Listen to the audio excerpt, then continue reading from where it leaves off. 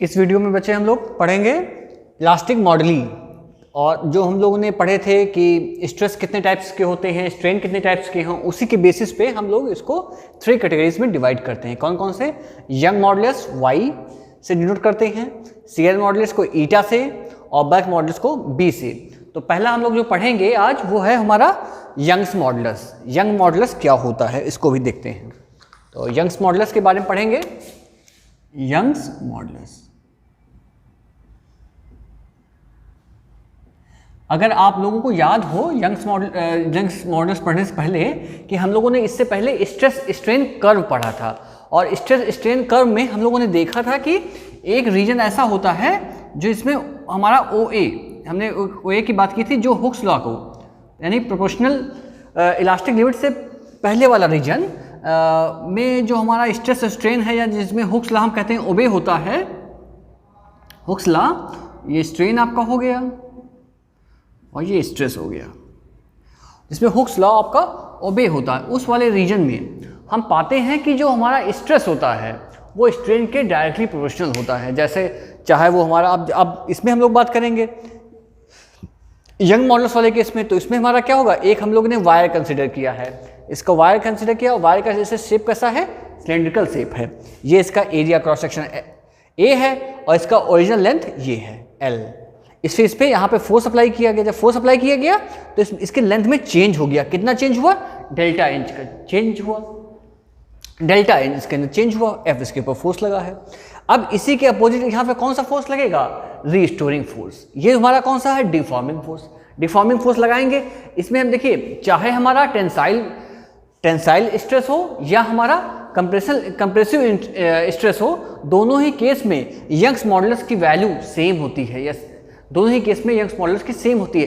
इसी प्रॉपर्टीज को स्टडी करके हम लोग ब्रिज का फॉर्मेशन करते हैं कि हम लोग देखते हैं कि यंग अगर Y मॉडुलस अगर किसी का ज़्यादा है तो इसका मतलब क्या है? We have to apply more force. अगर यंग्स मॉडुलस किसी जैसे आप अपनी टेबल में, अपनी बुक NCERT में देखें तो टेबल्स में अलग अलग यंग्स मॉडुलस की वैल्यू दे रखी हैं। अब देखिए, सबसे जो इसकी ज़्यादा वैल्यू है वो किसके लिए है? सबसे ज़्यादा इसकी आपकी है कॉपर के लिए यंग्स मॉडुलस दे रखा है। सबसे ज़्यादा स्टील के लिए आपको दे रखा है। स्टील के लिए देखिए आपका 200 into 10 to power 9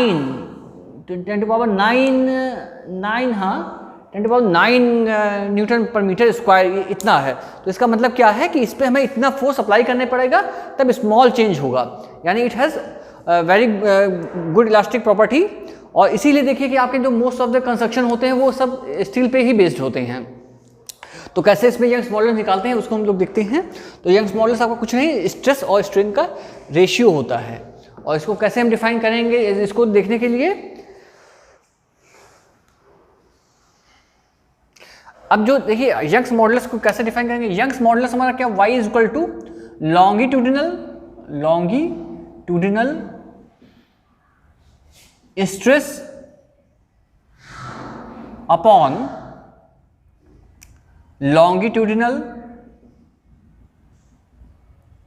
strain.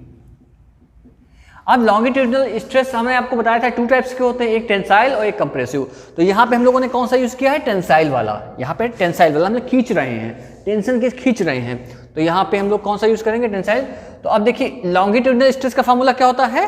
F/A। किस एरिया पे लग रहा है? ये एरिया है, ये इस एरिया पे लग रहा है फोर्स। इस एरिया पे लगेगा तो कितना एरिया, इसका एरिया कितना A है, तो हमारा क्या हो जाएगा? F/A। ये हो गया लॉन्गिट्यूडिनल स्ट्रेस। अब लॉन्गिट्यूडिनल स्ट्रेन क्या होता है? स्ट्रेन का फॉर्मूला क्या था? Change in length upon original length. तो चेंज इन लेंथ कितना है? डेल्टा L है। ओरिजिनल लेंथ कितना है? L है। तो यहाँ से हम लोग क्या लिख देंगे? Delta L upon L। तो यहाँ से क्या मिलेगा? F/A/L।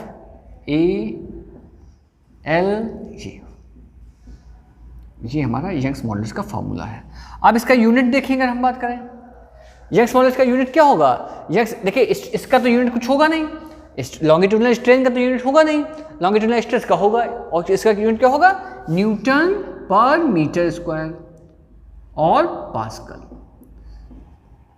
न्यूटन पर मीटर स्क्वायर पास्कल। ये हमारा किसका आ गया?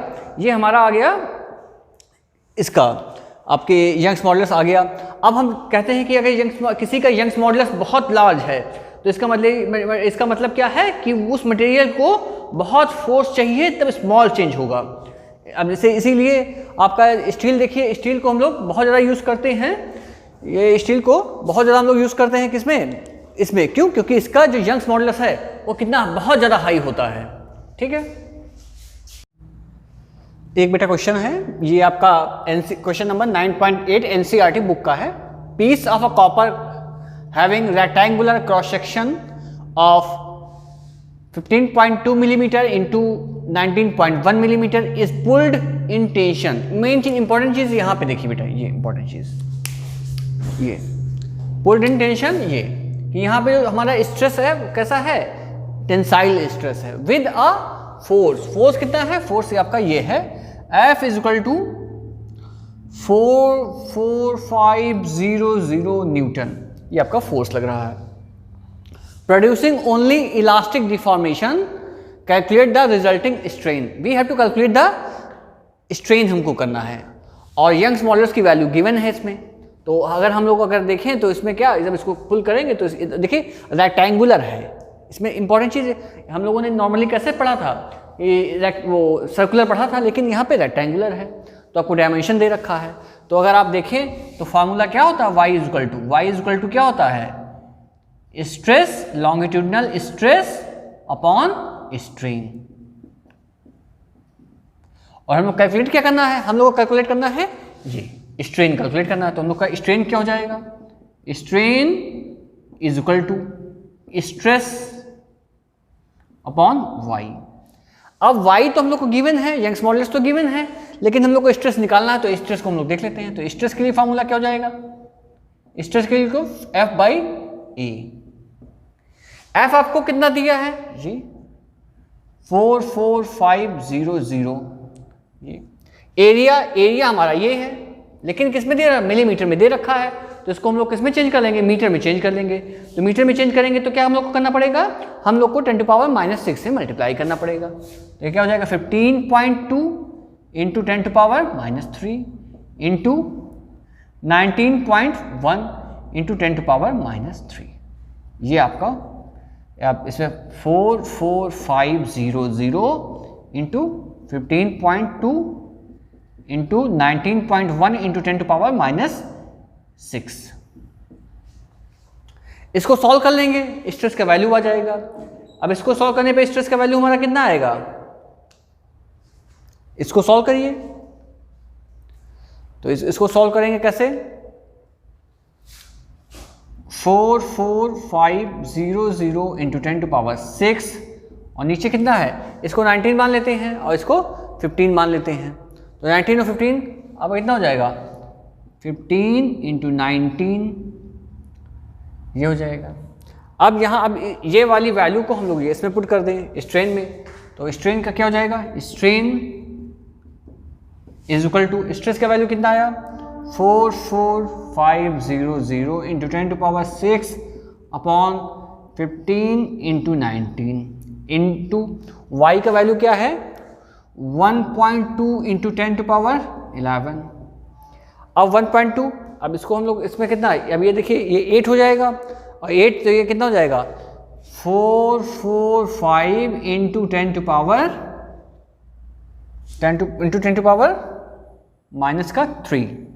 Upon 15 into 19।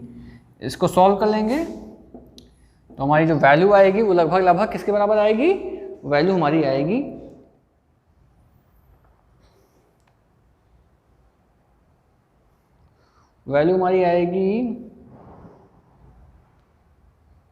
1.277 इंटू 10⁻³